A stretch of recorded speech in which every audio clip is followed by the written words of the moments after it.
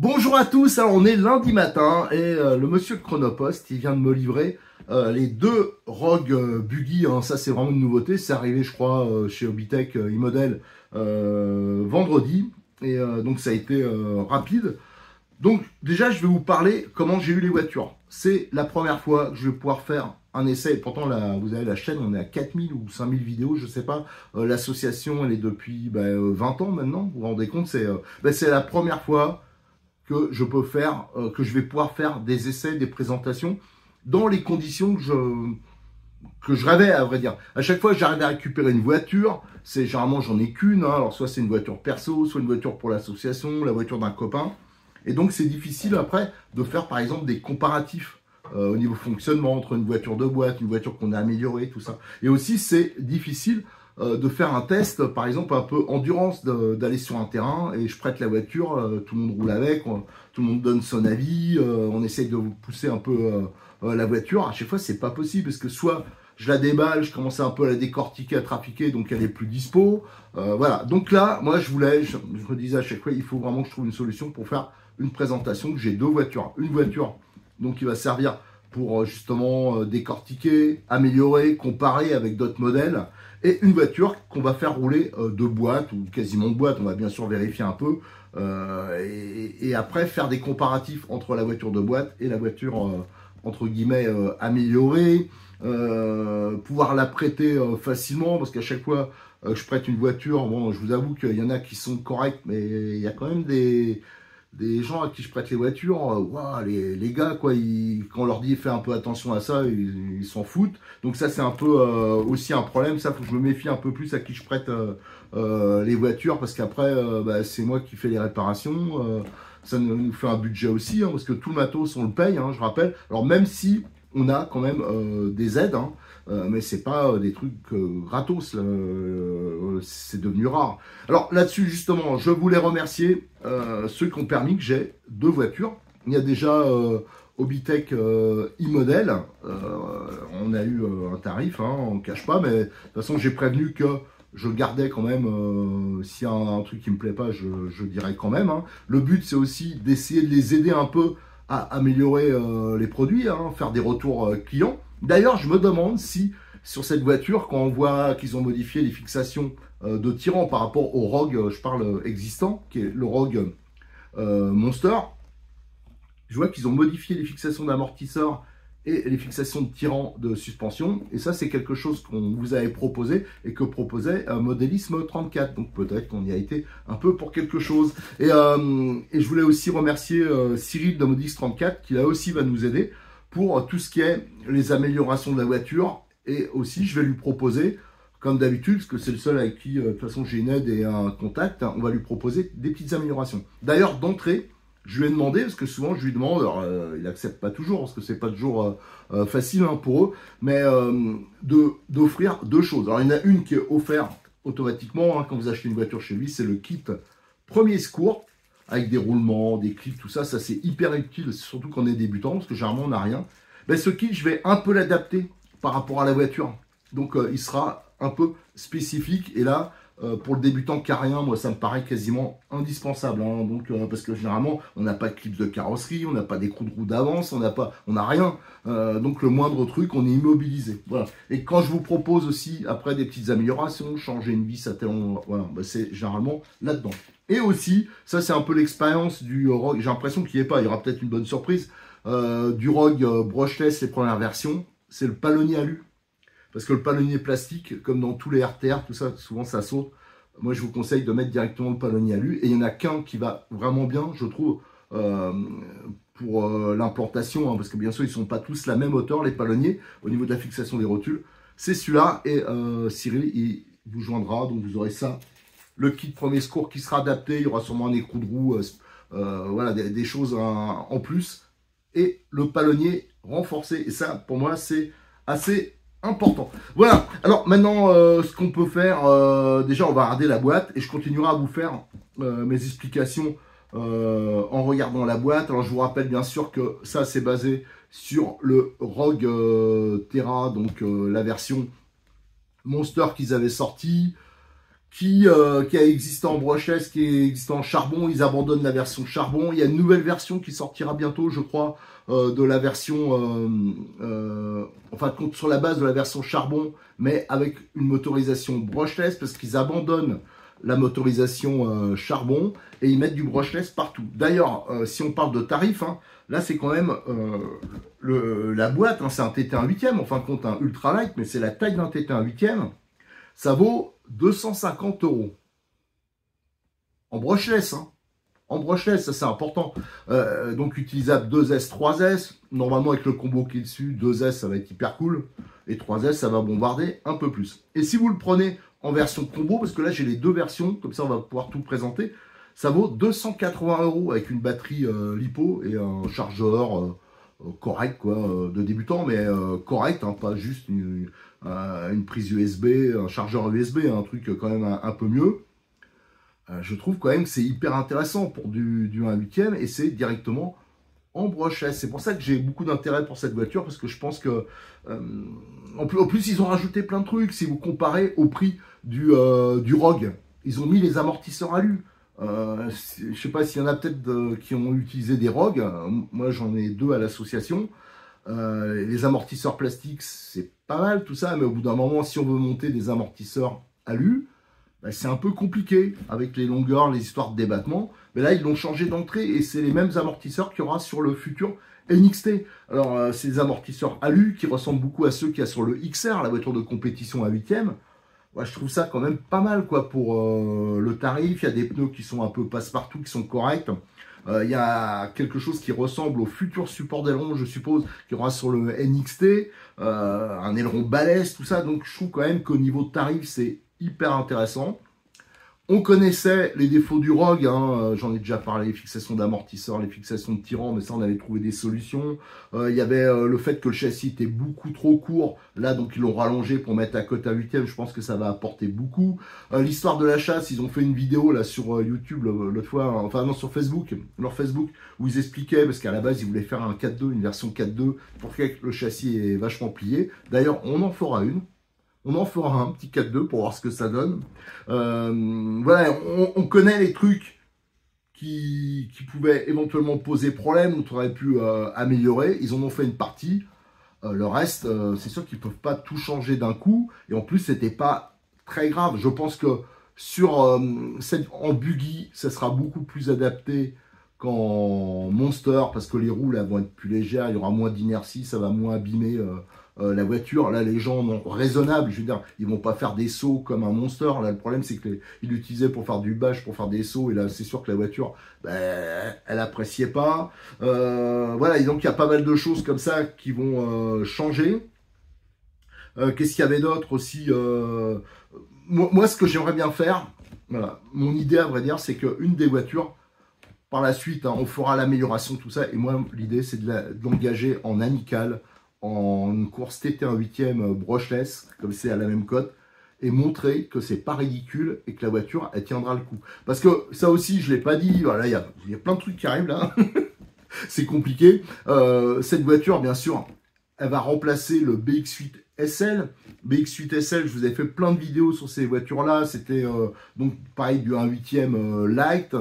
J'en ai un, je vous montrerai parce qu'on comparera les deux bolides. Je vous avais fait plein de vidéos pour l'amélioration, tout ça. Moi, je prévenais toujours que c'était pour une utilisation raisonnable par rapport à la voiture. C'est pas une voiture c'est pour rouler, mais c'est pas pour faire des sauts de malade non plus, parce que là vous la broyez. Le problème c'est qu'il y en a, ben ouais, ils entendaient bien ça, mais ils la prenaient quand même pour ça, ils faisaient des grands sauts et après ils disaient ah ben je comprends pas quoi. Et en plus je proposais pas mal de petites améliorations qui coûtaient rien ou pas cher et qui renforçaient considérablement la voiture au niveau fiabilité, mais aussi au niveau performance. Et ça, je vous ai déjà fait des vidéos où on voit le BX8 SL de l'association qui va taquiner, et qui double, hein, alors en loisir, hein, des TT1 8e qui sont beaucoup, beaucoup plus chers. Et là, quand même, on part, donc ça va remplacer, et là, on part quand même d'une base qui est beaucoup plus balèze, hein, ça n'a rien à voir avec le BX8 SL. Là, les triangles sont beaucoup plus gros, bien sûr, les amortisseurs, le châssis, enfin, ça n'a rien à voir. Les roulements sont plus gros aussi. Donc c'est pour ça que j'ai beaucoup d'espoir sur cette voiture. Alors je vais vous faire beaucoup de vidéos, hein, c'est pour ça que je brode beaucoup, c'est parce que je veux rentrer dans les détails, moi je sais pas faire court, et en plus quand on s'adresse à des débutants, alors là je suppose qu'il y a beaucoup de débutants qui vont être intéressés par, cette voiture. Donc je pense qu'il faut vraiment rentrer dans les détails et donner un max d'explications. Donc il y aura beaucoup de vidéos, déjà la présentation de la boîte, on fera les essais, je vous dis les améliorations, enfin voilà, ça va être un long feuilleton. Allez, déjà, on regarde la boîte. Et la boîte du bolide. Alors là-dessus, on a toujours, comme d'habitude, hein, chez Hobbytech, une photo de la voiture. Je trouve que c'est plutôt assez vendeur, plutôt pas mal fait. On a plusieurs informations importantes, notamment c'est du brushless. C'est vrai qu'à ce prix-là, on aurait pu s'attendre que ce soit une version charbon. D'ailleurs, je comparais un peu les prix tout à l'heure de certains modèles, tiens, par exemple KHT2M, alors pas similaires, mais des gros 1/10, un peu XL, tout ça.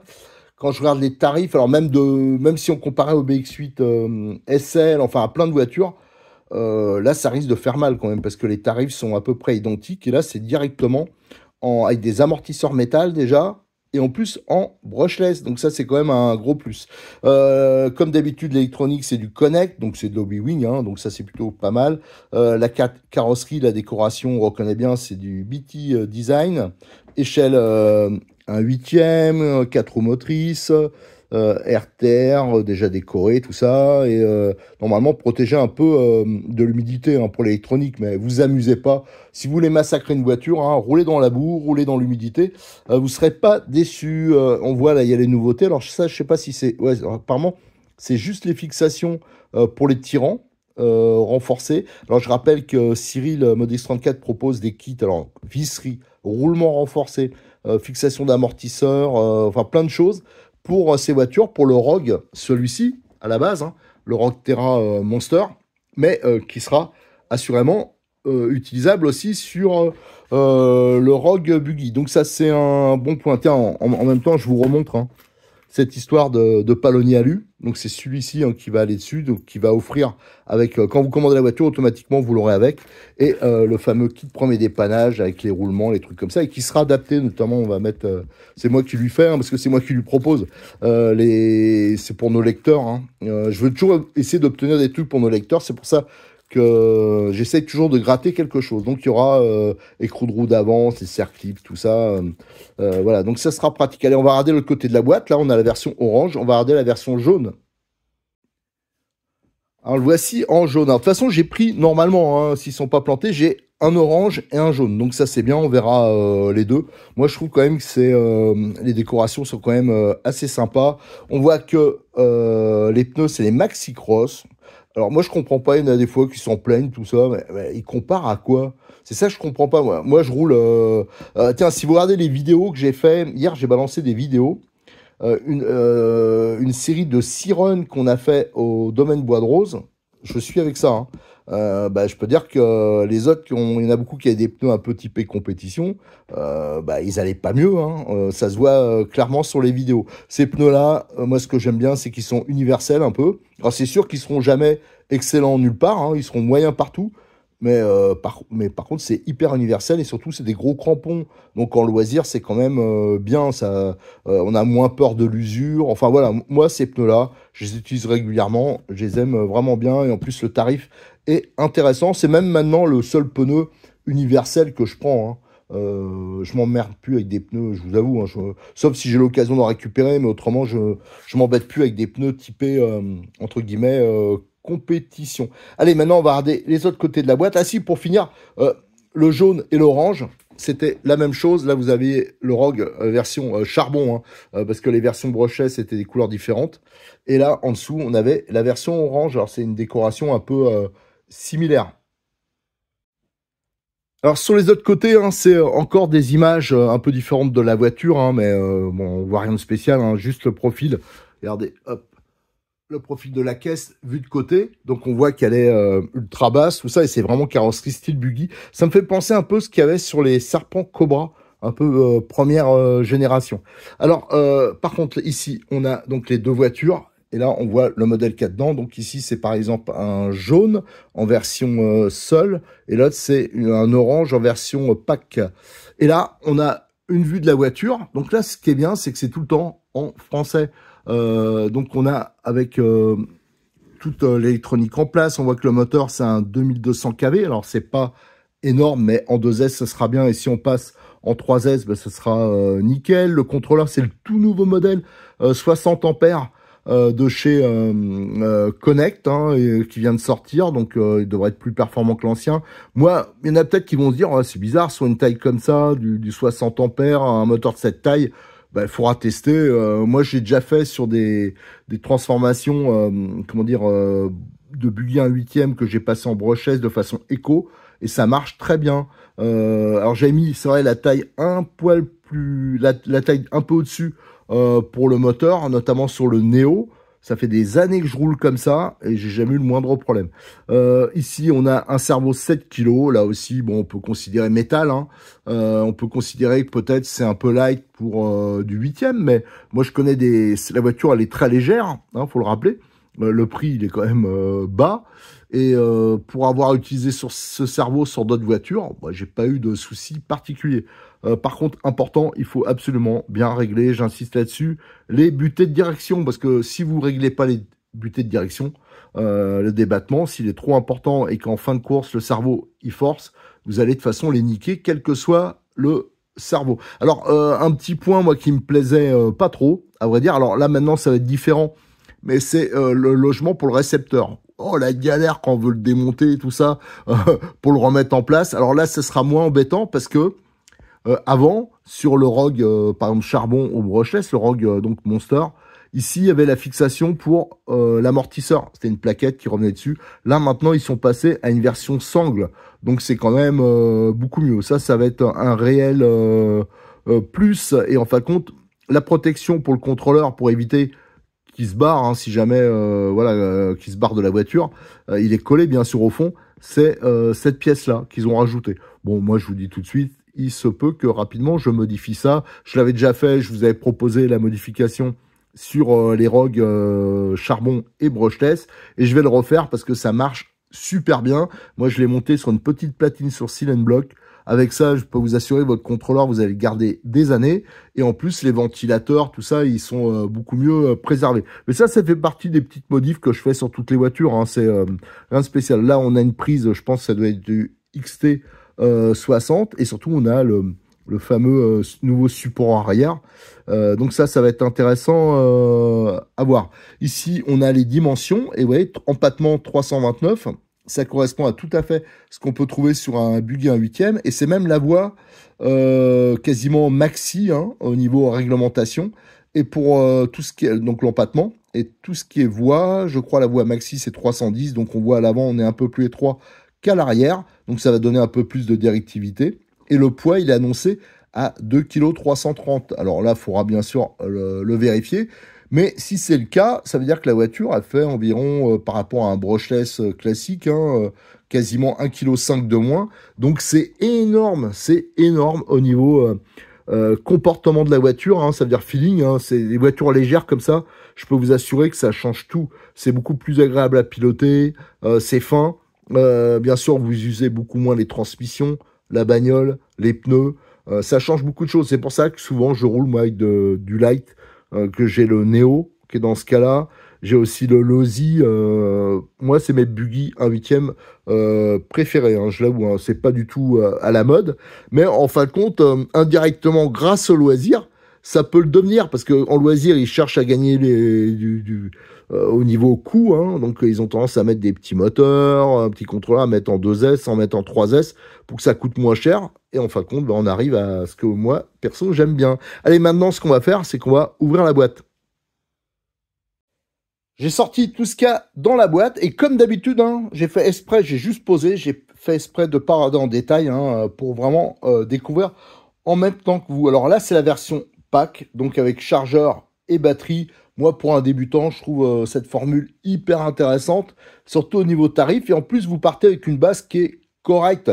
Ah, il y aura toujours des grincheux qui diront ah ben le chargeur ça aurait pu être autre chose, la batterie machin. Mais d'habitude, c'est dans ces tarifs-là, c'est souvent des batteries, pas de batterie du tout, ou alors des batteries NiMH, un chargeur USB tout bidon.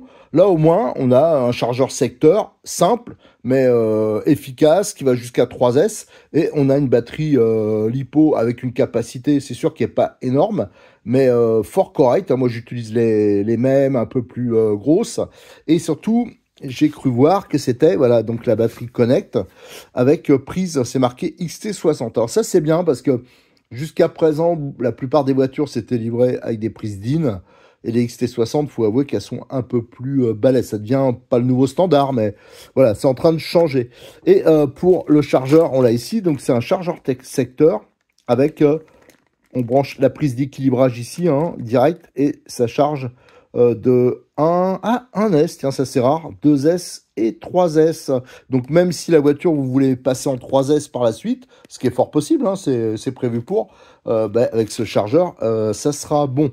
Qu'est-ce qu'on a d'autre? Tiens, dans les accessoires, bon, la radio, bon, qui est simple, hein, c'est la radio Connect qui était sortie, qu'on retrouve d'ailleurs sur les BX8 SL, les BXR, les Rogue bien sûr, mais aussi les NXT 1/8, enfin toute la gamme à ça, hein, même les crawlers. C'est une radio qui est simple, mais ce qui est bien pour une radio simple, c'est qu'il y a le volant en mousse, ce qui n'est pas toujours le cas. Et surtout, il y a le réglage, ça c'est bien pour les débutants. On peut régler la vitesse, ça veut dire on peut brider la voiture.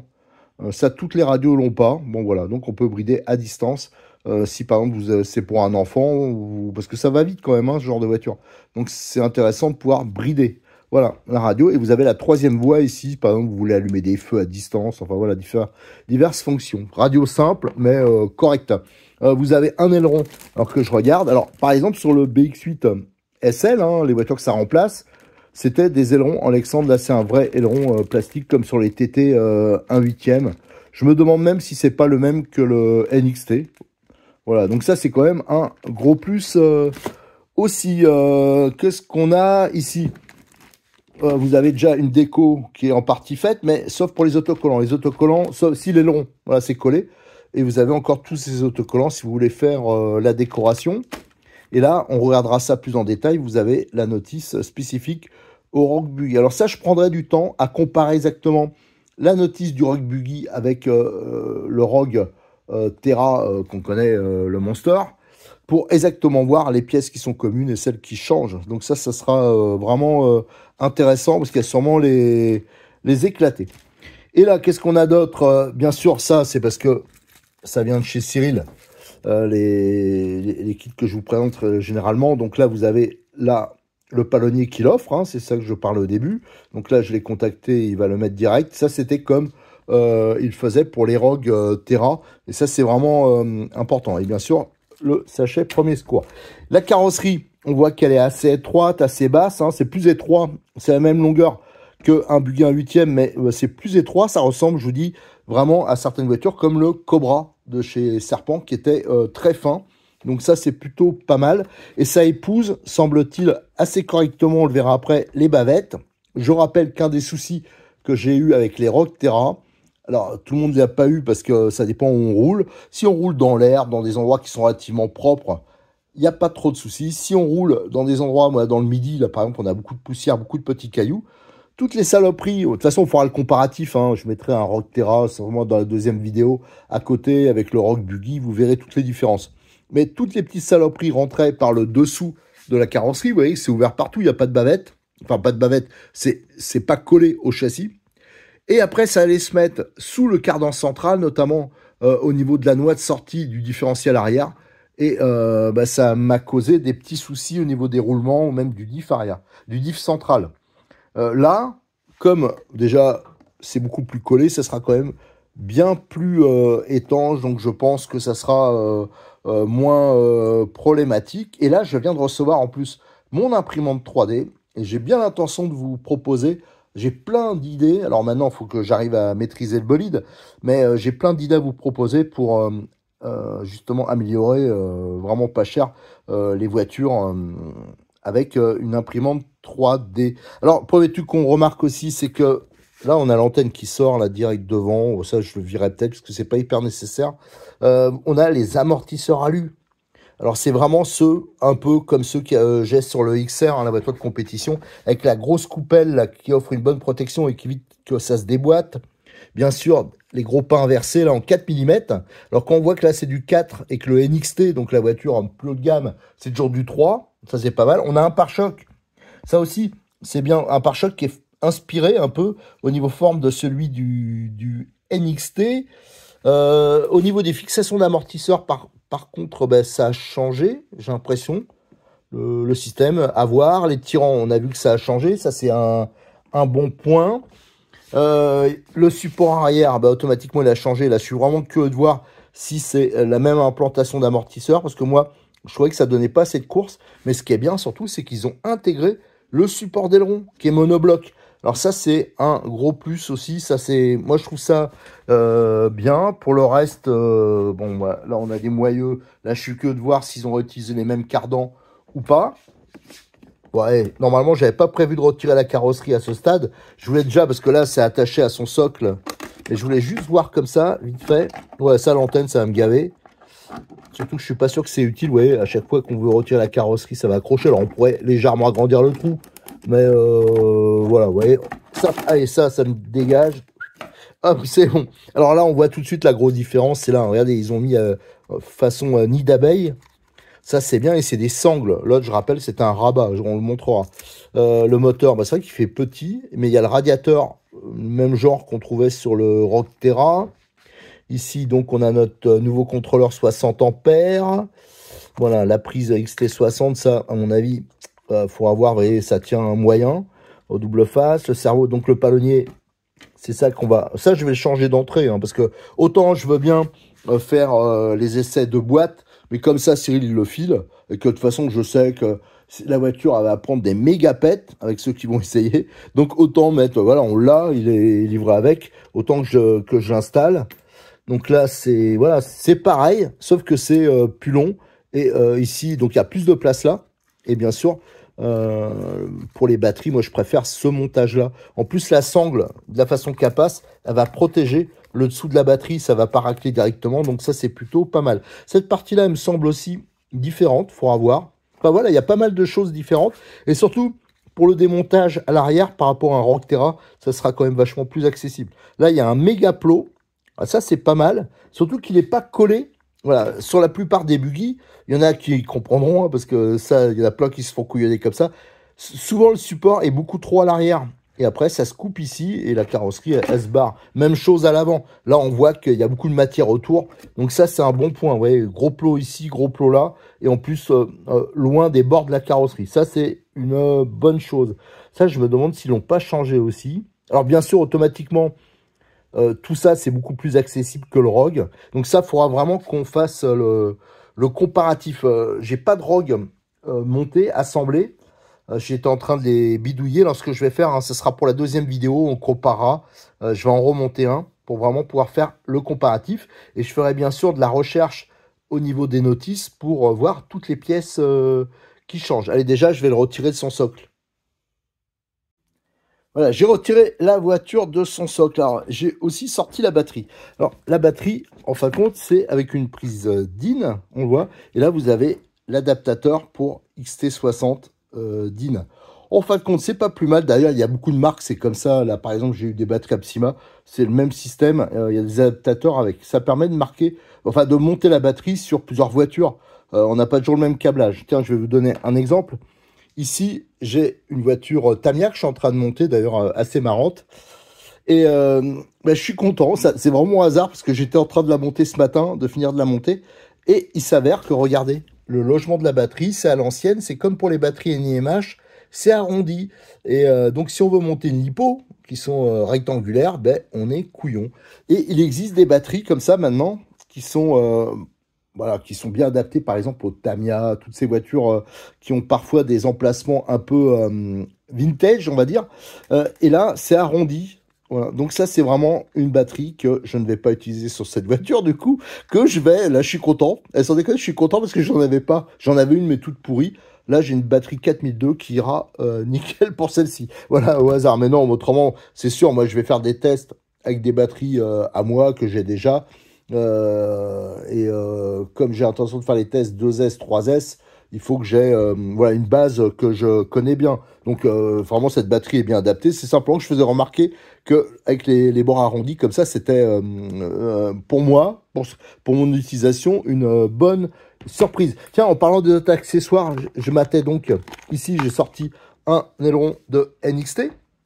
Et là, c'est l'aileron de notre voiture. Donc je confirme bien que c'est un aileron Hobbytech 1/8 de NXT, mais plus souple. La matière, alors c'est difficile de vous montrer comme ça, mais au niveau des formations, ici, faut que j'appuie bien pour que ça se déforme. Ici, regardez, ça se déforme hyper facilement. Donc ça, c'est un plus au niveau résistance pour une voiture qui est faite pour les débutants. C'est plutôt bien parce que quand elle va prendre des gamelles, ça va, voilà, ça va amortir les chocs plus facilement. Alors, je sais pas si ça a été fait exprès ou pas, mais en tout cas, si c'est eux qui ont demandé que ce soit plus souple, je trouve que c'est une bonne idée. La carrosserie, tiens, on va la regarder de nouveau de plus près. Alors, on voit, il y a la déco avec le blanc, hein, bien sûr, pour voilà, c'est ça qui fait ressortir un peu les couleurs. Ça pète bien. Tiens, par contre, j'ai pas maté. Est-ce qu'il y a le film? Parce que souvent, il y a le film. Ah oui, faut retirer. Alors pensez, faites gaffe à ça. Avant de mettre le... Oh là, il y en a plein qui vont se faire couillonner. C'est comme les vraies carrosseries quand on achète et qu'on peint soi-même. Il y a le film de protection avant de mettre les autocollants qu'il faudra retirer. Voilà, comme ça. Donc pensez à le faire parce que si vous le faites pas, que vous collez les autocollants, ben après c'est mort. Ça va se barrer et bien sûr ça brille. En plus, regardez, ça brille, c'est super beau hein, une fois qu'on retire le... vraiment les carrosseries, je trouve que les décos, elles sont hyper sympas. Donc c'est donc en jaune et en orange, et comme ils l'ont expliqué, après ils vont sortir la version Made in France, hein, parce qu'il y a des choses fabriquées en France qui existent déjà pour ce type de voiture. Et il y aura la carrosserie qui sera fabriquée à Toulouse et qui sera elle en Lexandre. Là c'est pas du Lexandre, donc c'est un peu moins solide, mais franchement, moi je vois sur les Rogue, les carrosseries elles ont très exposé, pourtant elles ont duré vraiment longtemps. Et là sur un buggy c'est quand même beaucoup moins exposé. Alors bien sûr la carrosserie, la forme, pour ça qu'elle est étroite, elle épouse bien les bords. Donc ça permet de rendre l'ensemble un peu plus étanche. Quand je vous parlais que ça allait sous la noix de cardan, c'était le cardan ici. Et ça allait en dessous les petits cailloux. Vous voyez, ici, il y a un petit creux. Alors ça, moi, je pense surtout que là, le bac, il est beaucoup plus haut que sur le Rogue normal. Je pense que facilement, on peut faire une petite protection. Mais vu que le système, là, le fait que ça soit plus collé, je pense que ça va rendre ça quand même beaucoup plus étanche. Voilà, alors qu'est-ce qu'on a d'autre? Dans le ventilo, ça on en a déjà parlé. Tout ça, de toute façon, je décortiquerai après. Il y a une des voitures qui va rester comme ça, même si je vais quand même faire 2-3 petites choses. On va changer le palonnier, j'ai dit, mais aussi je vais vérifier un peu les serrages. Parce que de toute façon, je vais démonter les roues pour faire les photos, tout. Et on va régler l'amortissement, parce que moi je veux pas régler, je veux les RTR, le réglage des amortisseurs est rarement bon. Donc ça on va le faire, je vous ferai une vidéo pré-essai, voilà pour ça, pour vous montrer ce que moi perso je vous conseille de faire avant le premier roulage. Mais c'est classique et c'est universel pour toutes les voitures. On va quand même regarder cette histoire de suspension. Sur le Rogue Terra, elle était trop limitée à l'arrière. Là, bizarrement, j'ai l'impression que la garde au sol et le débattement est bien plus important que sur le Rogue. Alors, qu'est-ce qui a changé? Est-ce que c'est le support ici? Ça sera intéressant de regarder. Mais la garde au sol, regardez, je passe le bras. Elle est énorme. Elle est vraiment très, très importante. Donc ça, c'est plutôt un bon truc. Il faudra voir justement s'il ne faudra pas... faudra voir au niveau des débattements, des cardans et tout comme ça, si éventuellement ça ne gêne pas. Ça, c'est facile. C'est un réglage, hein, c'est facile à faire. Par contre, quand j'appuie ici, on voit qu'en hydraulique, ou alors, faut voir s'il n'y a rien qui bride, mais c'est un peu trop raide. Donc là, la voiture, elle va sauter comme ça. Et à l'avant, on voit, ça remonte quasiment pas. Et je pense qu'en hydraulique, c'est trop dur. Alors bien sûr, on pourrait serrer la molette, tout ça, mais je pense que ça, on va le regarder avant le premier essai, parce que autant que la voiture soit le plus agréable possible, c'est vraiment un truc de bourrin, d'aller tourner direct en se disant bah, je m'en fous, c'est mal réglé en avant-marche. Donc ça, on le verra aussi. Pour finir un peu sur la voiture, hein, qu'on regardera beaucoup plus en détail après, je vais démonter au moins une roue pour regarder comment ils ont adapté le moyeu de 17. J'ai retiré la roue. Alors, en fin de compte, cette pièce, moi, il me semble, on le vérifiera plus tard. Je pense que c'est celle qu'il y a sur les BX8 SL, l'adaptation. Voilà. et avec un écrou classique, la même chose que sur un NXT par exemple. Vous pourrez avantageusement le remplacer par les écrous de borgne. Alors Cyril, il en a toute une gamme de ça. Je vous avoue que j'ai essayé de le négocier en plus, mais voilà, comme j'ai fait rajouter pas mal de choses, là c'était quand même pas trop possible. Mais ça, vous pouvez le mettre, c'est bien parce que ça permet, vous voyez, ici ça dépasse un peu. Alors ça c'est pareil, c'est pas uniquement sur cette voiture, c'est tous les buggy 1/8, ça dépasse un peu. Et si vous prenez une bordure, un choc, vous pouvez abîmer le filetage. Et après, le problème, c'est le démontage de l'écrou. Et on a tendance après, voilà, tout massacrer. Tandis qu'avec un écrou borgne, déjà c'est joli, vous pouvez choisir la couleur. Et en plus, ça protège le filetage. Alors c'est vrai que c'est...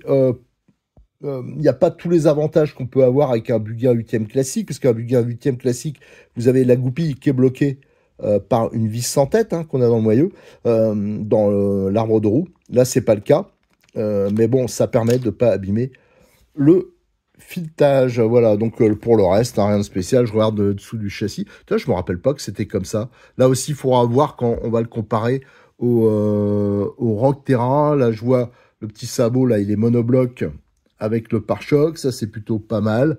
Voilà, bon, de toute façon... on le verra sur d'autres vidéos. Là, j'ai déjà fait long, mais il y a beaucoup de choses à voir et à découvrir, notamment toutes les évolutions qu'ils ont pu faire par rapport au Terra. Maintenant, ce qu'on va mater pour finir cette première vidéo. Après, j'enchaînerai rapidement sur les autres. Je vais faire du travail de recherche, je vous dis beaucoup avec la notice. On va justement regarder cette notice d'utilisation. Alors, c'est pas une notice de montage, c'est souvent quelques infos sur le contrôleur, sur la radio, des choses de base, un éclaté aussi avec pour les pièces détachées. C'est vrai que j'aimerais bien... Alors, c'est plus compliqué à faire et il n'existe pas comme ça, mais comme si c'était une notice de montage d'un Rogue kit. Comme ça, quand on fait l'entretien, pour les débutants, c'est quand même beaucoup plus facile. Allez, on va regarder ça. Alors, petit retour, là, on le voit mieux sur la planche d'autocollant, qui est assez complète et prédécoupée. La notice, qui est bien sûr en plusieurs langues, 4 langues, français, anglais, allemand et espagnol. D'ailleurs, tiens, je remarque le gars qui a emballé la notice, il a bu du café, il y a une tache de café. La voiture a été emballée pendant la pause. Voilà. Donc, on a, bien sûr, en plusieurs langues. On va arriver au français. Voilà, ici. Donc, vous avez déjà les consignes de sécurité, les certificats de conformité. Après, on a toutes les fonctions de la radio, l'antenne pour synchroniser, batterie, les inversions, les différents réglages. Sur la course du cerveau de direction, ça c'est vraiment important. Il faut pas que vous soyez en butée, j'insiste là-dessus parce que après il y en a qui se plaignent qui niquent les cerveaux de direction. C'est pas une histoire de puissance, de machin, c'est parce que les butées sont souvent mal réglées. Ici, on a le nouveau contrôleur, je rappelle, c'est le tout nouveau modèle, donc on a ses caractéristiques, il va jusqu'en 3S. Et il accepte des moteurs quand même assez balèzes par rapport à sa taille. Moi, j'utilise les 50 ampères, donc la vieille version qui est moins puissante. Et je peux vous dire que ils en ont pris plein la tête avec moi et j'ai jamais eu le moindre souci. Là, bien sûr, tout ce qui est aussi réglage, calibrage. Vous pouvez acheter le petit boîtier. C'est bête, j'en ai pas à côté de moi, mais je vous montrerai plus tard le boîtier de programmation. Ça, c'est vraiment un achat que je vous conseille, ainsi que... Tiens, je le rajouterai à la fin. On finira là-dessus, sur les petites choses que je vous conseille d'acheter pour les débutants. Donc, c'est le boîtier pour contrôler votre batterie et aussi pour programmer le contrôleur. Ici, donc, on a tout ce qui est programmation, les pannes, les problèmes. Alors, on peut le faire sans le boîtier, mais franchement, le boîtier est pas cher. Et là, c'est quand même un peu galère à faire. Mais il y a énormément de réglages qu'on peut faire. Tiens, voilà, d'ailleurs, on le voit, le boîtier. On va le regarder de plus près après. Et vous voyez, il n'y a que ça. Il n'y a pas la partie mécanique. La partie mécanique, normalement, c'est à la fin. Et c'est une série d'éclatés. Alors, j'espère que j'ai pas dit de bêtises, que c'est bien à la fin. Voilà, ouais, j'ai du mal à tourner les pages, un peu comme d'habitude.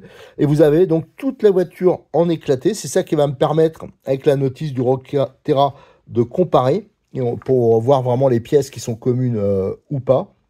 Et vous avez, par exemple, vous pétez, je sais pas, vous voulez un cardan, vous saurez que c'est la référence ROG 085. Voilà, vous avez tout dessus. Alors, faut savoir, Cyril, à chaque fois, il a généralement toutes les pièces. Alors, pour le Terra, là, il faudra un peu plus de temps pour qu'arrivent les pièces en France qui sont un peu spécifiques à ce modèle. À savoir qu'ils ont aussi, ça on avait parlé, des fixations pour les tirants de suspension, mais ils ont aussi modifié les vis au niveau des fusées. Hein, ça avait tendance à se dévisser, il y en a qui perdaient. Alors il y avait une astuce, hein, pour moi j'ai jamais eu les fusées alu, j'ai jamais perdu une vis, mais il y en a qui perdaient les vis. Donc là ils ont fait un système qui me paraît astucieux. Donc c'est de nouveaux étriers, peut-être de nouvelles fusées, faudra voir, et qui permet d'éviter le fait qu'en tournant, ça entraînait la vis au bout d'un moment et ça se dévissait et on la perdait. Là on a les amortisseurs en éclaté. Alors ce qui est bien ces amortisseurs, contrairement à ce qu'on trouve généralement dans d'autres marques, c'est qu'on trouve toutes les pièces, si vous voulez, les bouchons, les membranes, les axes, tout existe en pièces détachées. Et c'est des amortisseurs, clairement, qui sont très proches ou même utilisables comme on a en compétition. Donc ça, faut en tenir compte, c'est un gros plus, hein, à ce tarif-là. Voilà, après, je vous dis, j'ai du mal à tourner les pages. Donc voilà, là, vous avez toute la liste des pièces. Je pense que faudra regarder aussi des options, éventuellement ceux qui veulent se faire plaisir plus tard. Mais il y en a pas mal qui peuvent monter, comme les fusées alu, tout ça. Moi, je pense que c'est pas nécessaire, mais pourquoi pas. Il existe un diff métal. Alors peut-être qu'on le montrera sur le deuxième, celui qu'on va faire un peu évoluer, avec la couronne métal. Moi, je suis assez adepte de la couronne plastique, hein, parce que je trouve que ça fait moins de bruit. Mais par contre, il faut avouer que si vous roulez dans des endroits qui sont hyper avec des petits cailloux, tout ça, et que ça va sous le cardan, avec la couronne et la sortie métal, c'est quand même plus résistant. Alors, il faudra penser quand même à nettoyer, parce qu'au bout d'un moment, le truc, il va pas aimer. Mais voilà, pour ce point-là, la couronne métal peut éventuellement se justifier, mais c'est un peu plus bruyant et ça va bouffer un peu d'énergie. Alors, j'ai dit qu'on finissait sur ce que je vous conseille de prendre. Si vous achetez, vous êtes débutant, vous prenez un Rogue Buggy, ce que vous pouvez prendre en plus, au minimum. Alors, en dehors de l'outillage, hein, ça quand même, j'ai déjà fait des vidéos sur l'outillage, je vous conseille de regarder. Ne faites pas avec un outillage qui n'est pas adapté, parce que là, vous aurez des déceptions. Mais au moins pour la partie électronique, je vais vous montrer ça. Voilà, c'était pas prévu au départ, mais j'ai dit, c'est vrai que ça s'adresse pas mal à des débutants ou à des gens qui font d'autres catégories. Par exemple, celui qui fait, je sais pas, qui fait du circuit, qui veut tâter un peu du tout-terrain, qui a pas un gros budget, qui veut pas trop dépenser, ou alors celui qui fait du crawler. Voilà, donc il y a pas mal de gens qui peuvent être intéressés par cette voiture. Mais voilà, ce qu'il vous faut, moi je pense qu'il faut rajouter à votre budget, prévoir, c'est par exemple le boîtier de programmation. Alors, le boîtier de programmation, ça, on va le brancher donc sur le contrôleur. Hein, c'est expliqué, une petite notice avec. Ça, c'est pas cher, hein, vraiment, c'est intéressant. Et en plus, il marche sur il marche sur de l'Obi-Wan. Moi, j'ai vu, il marchait sur de l'Apsima. Enfin, j'ai fait pas mal de trucs avec ça. Vous le branchez dessus, et là, vous avez des codes. Alors ça, c'est selon le contrôleur. Et ça vous permet de régler, par exemple, si c'est trop puissant, vous pouvez enlever un peu de puissance, vous pouvez rajouter du frein, enfin, il y a plein de choses qu'on peut faire. Si, par exemple, vous êtes dans un endroit, vous faites une petite course, des fois, il y a des petites amicales, mais des fois, ils interdisent la marche arrière. Vous pouvez la supprimer, la marche arrière. Enfin, il y a plein de choses qu'on peut faire avec ça.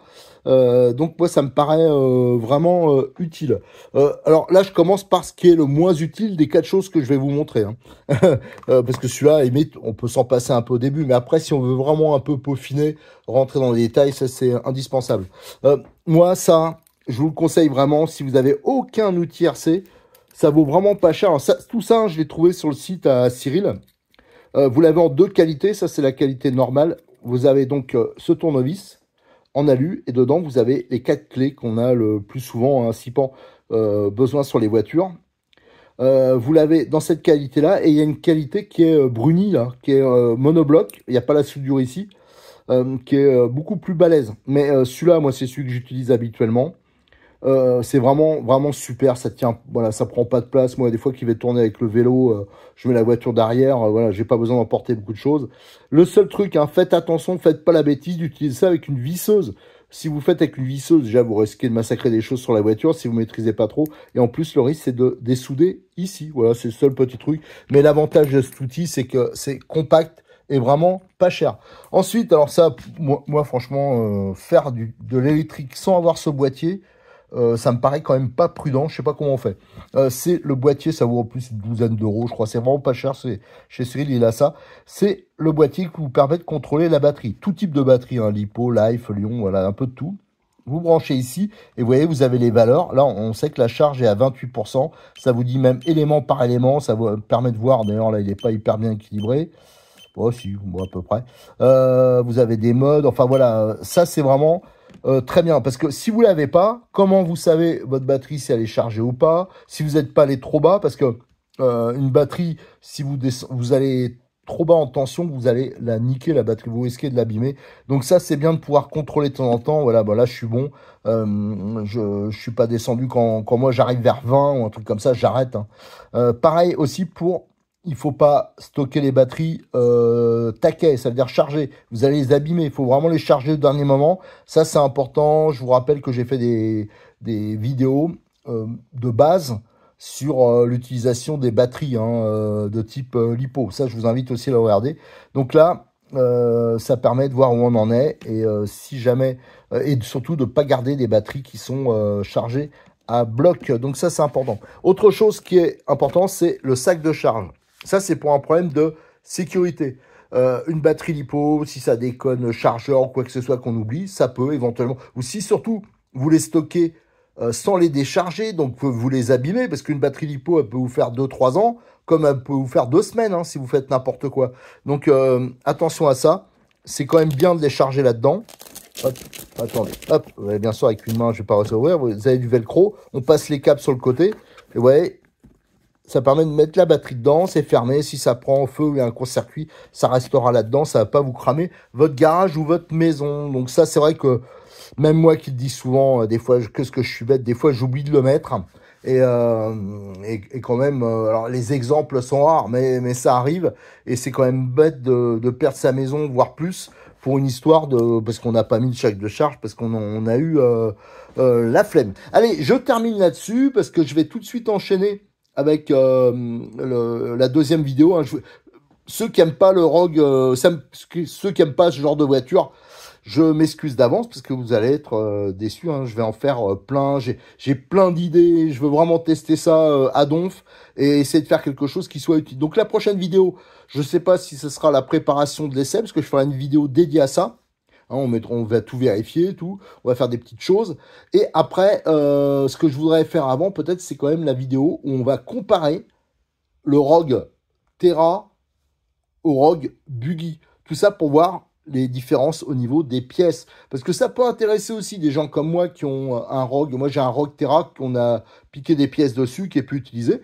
Moi, ce qui m'intéresse, c'est de savoir ce que je peux avoir en dépouillant là, en pièces détachées pour le Rogue Buggy. Voilà. Et aussi, éventuellement, les nouvelles pièces qu'ils ont sorties pour le Rogue Buggy, les pièces améliorées, qui pourraient se monter sur le Rogue Terra. Donc ça, on le verra, je pense, sur la prochaine vidéo.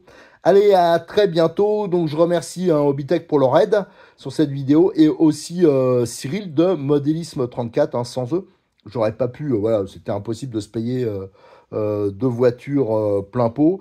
Donc, merci pour la réduction qu'on a pu avoir.